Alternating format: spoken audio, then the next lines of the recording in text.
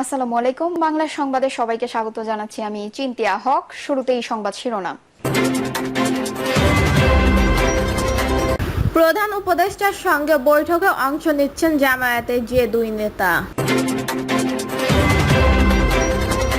এদিকে বিনিয়োগকারীরা নির্বাচনের জন্য অপেক্ষা করছে, বলছেন আমির খসরু। জানাবো, সরকারে থাকা দুই ছাত্র উপদেষ্টা এনসিপির কেউ নয়, বলছেন নাহিদ ইসলাম। এবং সর্বশেষ জানাবো, সুষ্ঠু নির্বাচনের জন্য দুটি বিষয়ের রোডম্যাপ ঘোষণা অনিবার্য, বলছেন জামায়াত আমির। শুনছিলেন সংবাদ শিরোনাম, এবারে বিস্তারিত। প্রধান উপদেষ্টার সঙ্গে বৈঠকে অংশ নিচ্ছেন জামায়াতের যে দুই নেতা। দেশের সার্বিক পরিস্থিতি নিয়ে প্রধান উপদেষ্টা ডক্টর মোহাম্মদ ইউনূসের সঙ্গে আজ বৈঠকে বসবেন জামায়াত ইসলামী। শনিবার পূর্ণ নির্ধারিত এই বৈঠকে দলটির পক্ষ থেকে প্রধান উপদেষ্টার বাসভবন যমুনায় যাবেন দলটির দুই শীর্ষ নেতা। এর আগে প্রধান উপদেষ্টা ডক্টর মোহাম্মদ ইউনূসের সঙ্গে সাক্ষাতের সময় চেয়েছিলেন জামায়াত ইসলামী। মৌখিকভাবে প্রধান উপদেষ্টার কার্যালয়ের পক্ষ থেকে আজ শনিবার সন্ধ্যা 6টায় দলটিকে সাক্ষাৎ করার সময় দেওয়া হয়। দলীয় সূত্রে জানা গেছে, প্রধান উপদেষ্টার সঙ্গে বৈঠকে জামায়ার আমির ডক্টর শফিকুর রহমানের নেতৃত্ব দেবেন। এতে দলটির পক্ষ থেকে আরও উপস্থিত থাকবেন ডক্টর সৈয়দ আব্দুল্লাহ মুহাম্মদ তাহের। প্রধান উপদেষ্টার সঙ্গে বৈঠকের ব্যাপারে জামায়াত ইসলামী নায়েবে আমির সৈয়দ আব্দুল্লাহ মুহাম্মদ তাহের জানান, চলমান বিষয় নিয়ে আলাপচারিতার জন্য তারা প্রধান উপদেষ্টার সঙ্গে দেখা করবেন। সূত্রে জানায়, জামায়াতের মতো করে প্রধান উপদেষ্টার পদত্যাগের কোনো সমাধান নয়। তারা চায় ডক্টর ইউনূসের নেতৃত্বে আগামী নির্বাচন অনুষ্ঠিত হোক। এর আগে উদ্বৃত্ত পরিস্থিতি থেকে উত্তরণের জন্য প্রধান উপদেষ্টাকে একটি সর্বদলীয় বৈঠকের আহ্বান জানিয়েছেন জামায়াত আমির ডক্টর শফিকুর রহমান। সূত্র মতে, প্রধান উপদেষ্টার সঙ্গে বৈঠকে চলমান রাজনৈতিক পরিস্থিতি সহ নানা ইস্যুতে আলোচনা হবে। এরই মধ্যে নির্বাচন, বিচার সংস্কার, জুলাই গণঅভ্যুত্থানের পক্ষে রাজনৈতিক দলের মধ্যে ঐক্য ফিরিয়ে আনার বিষয়ে বিশেষভাবে বৈঠকে গুরুত্ব পাবে। বিনিয়োগকারীরা নির্বাচনের জন্য অপেক্ষা করছে, বলছেন আমির খসরু। বিএনপি স্থায়ী কমিটির সদস্য ও সাবেক বাণিজ্য মন্ত্রী আমির খসরু মাহমুদ চৌধুরী বলেছেন, অনেকে বাংলাদেশে বিনিয়োগ জন্য আসতে চায়, কিন্তু তারা একটি সুন্দর নির্বাচনের জন্য অপেক্ষা করছে। এখন কত দ্রুত গণতন্ত্রের দিকে ফিরে যেতে পারবে সেটাই মুখ্য বিষয়। আমির খসরু বলেন, দেশকে এগিয়ে নিয়ে যেতে বিনিয়োগের কোনো বিকল্প নেই। এই বিনিয়োগের উৎস হবে পুঁজিবাজার। আগামীতে বিনিয়োগ নিশ্চিত করতে হলে পুঁজিবাজারকে পুনরুজ্জীবিত করতে হবে। অর্থনৈতিক উন্নয়নের জন্য এটি গুরুত্বপূর্ণ। তিনি বলেন, দেশের পুঁজিবাজার ক্যাসিনোতে পরিণত হয়েছে। এখানে একটি গ্রুপ এসে খেলাধুলা করে চলে যায়। বিগত 15 বছর এভাবেই চলছে। এ সময় পুঁজিবাজারের স্বচ্ছতা আনার ওপরও জোর দেন তিনি।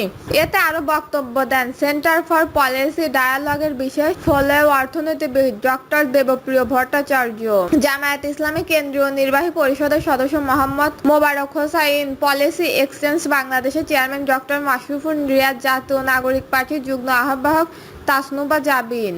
অনুষ্ঠানের মূল প্রবন্ধ উপস্থাপন করেন ডক্টর দেবপ্রিয় ভট্টাচার্য। পুঁজিবাজারের দুরবস্থা ভালো হওয়ার লক্ষ্য নেই।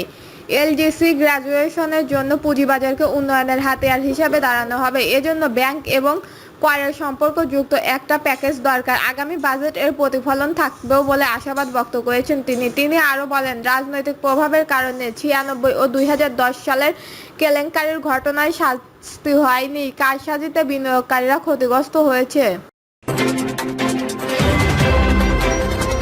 সরকারে থাকা দুই ছাত্র উপদেষ্টা এনসিপির কেউ নয়, বলছেন নাহিদ ইসলাম। অন্তর্বর্তী সরকারের ছাত্রদের প্রতিনিধি হিসেবে থাকা উপদেষ্টা আসিফ মাহমুদ, সজীব ভুঁইয়া ও মাহফুজ আলম জাতীয় নাগরিক পার্টির কেউ নয় বলে মন্তব্য করেছেন দলটির আহ্বায়ক নাহিদ ইসলাম। অন্তর্বর্তী সরকারের দুই উপদেষ্টা হিসেবে এই দুইজনের ব্যাপারে বিএনপি আপত্তিকর পরিপ্রেক্ষিতে একথা বলেন নাহিদ। দেশের বর্তমান পরিস্থিতি নিয়ে আজ শনিবার রাজধানীর বাংলা মোটরে এনসিপির কেন্দ্রীয় অস্থায়ী কার্যালয়ে জরুরি সংবাদ সম্মেলনের আয়োজন করে দলটি। এ সময় উপস্থিত ছিলেন এনসিপির সদস্য সচিব আক্তার হোসেন, জ্যেষ্ঠ যুগ্ম আহ্বায়ক সামান্তা শারমিন, মুখ্য সমন্বয়কারী নাসিরউদ্দিন পাটোয়ারি, মুখ্য সংগঠক হাসনাত আব্দুল্লাহ প্রমুখ। নাহিদ ইসলাম বলেন, তারা গণ অভ্যুত্থানের প্রতিনিধি হিসেবে সরকারে আছেন। আমিও তাদের মধ্যে একজন ছিলাম। তারা রাজনীতি বা নির্বাচন করতে চাইলে সরকারের থেকে তা পারবে না। সরকারের থেকে বের হয়ে তাদের মতো সিদ্ধান্ত নেবে, কিন্তু উদ্দেশ্যমূলকভাবে তাদেরকে এনসিপির সঙ্গে সংযুক্ত করে অপপ্রচার বা হেয় করার চেষ্টা করা হচ্ছে। এই দুইজন সরকারে থাকা প্রসঙ্গে নাহিদ আরো বলেন, গণঅভ্যুত্থানের প্রতিনিধি হিসাবে তারা সরকারে রয়েছে। শহীদ পরিবার ও আহতদের পুনর্বাসন, অপরাধীদের বিচার ও সংস্কারের আকাঙ্ক্ষাগুলোকে তদারকি করার জন্য তারা অন্তর্বর্তী সরকারে গিয়েছেন। ফলে তারা সরকারের থেকে কখন বের হবেন, আদৌ বের হবেন কিনা সেটা তাদের সিদ্ধান্ত। সুষ্ঠু নির্বাচনের জন্য দুটি বিষয়ের রোডম্যাপ ঘোষণা অনিবার্য, বলছে জামায়াত আমির। জামায়াতে ইসলামী আমির ডক্টর শফিকুর রহমান বলেছেন, নির্বাচনের অর্থবহ করতে গুরুত্বপূর্ণ কিছু বিষয়ে সংস্কার রাখবে। সেজন্য সংস্কার একটি রোডম্যাপ ঘোষণা করতে হবে, আর নির্বাচনের জন্য আরেকটি আলাদা রোডম্যাপ ঘোষণা। এই দুটি বিষয়ে রোডম্যাপ ঘোষণা অনিবার্য হয়ে পড়েছে। তিনি বলেন, এখন পর্যন্ত এই দুটি রোডম্যাপের একটিও জনগণের সামনে আসেনি, আর এখান থেকেও কিছু সন্দেহ সংশয় জন্ম নিচ্ছে। ডক্টর শফিকুর রহমান এই সময় অনেকগুলোকে বিষয় খুবই গুরুত্বপূর্ণ।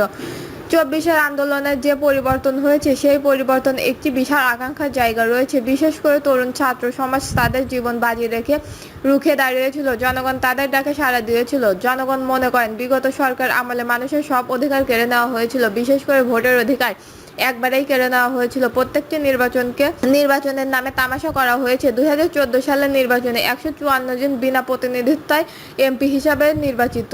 18-এর নির্বাচন নিশিরাত। 2024 সালের নির্বাচন জামি নির্বাচন হয়েছিল। এইসব নির্বাচনের মাধ্যমে জনগণের ভোটার অধিকার যেমন কেড়ে নেওয়া হয়েছে, তেমনি নির্বাচন সম্পর্কে এক ধরনের নেতিবাচক অনীহা তৈরি করা হয়েছে। এই অবস্থার অবসানের জন্য অবশ্যই এমন একটি নির্বাচন হতে হবে, যে নির্বাচনের মাধ্যমে জনগণের মতোই প্রতিফলন হবে। জনগণের কাঙ্ক্ষিত প্রতিনিধিরা নির্বাচিত হয়ে জনগণের নেতৃত্ব প্রদান করবে।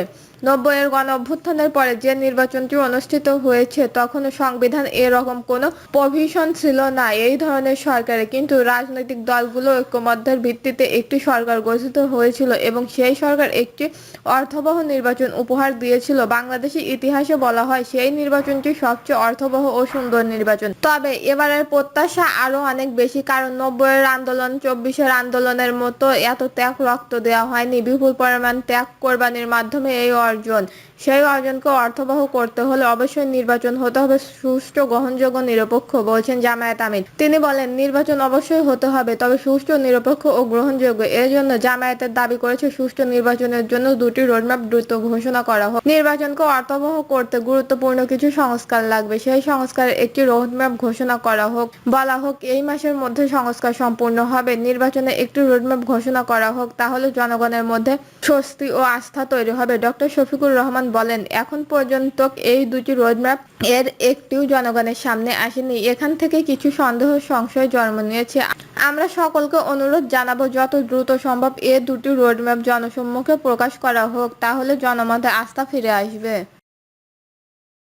দর্শক, এই ছিল এখনকার সর্বশেষ নিউজটি ভালো লাগলে একটি লাইক দিন, কমেন্টে আপনার মতামত জানান এবং আমাদের পাশে থাকার জন্য বেল বাটন অন করে রাখুন। ধন্যবাদ।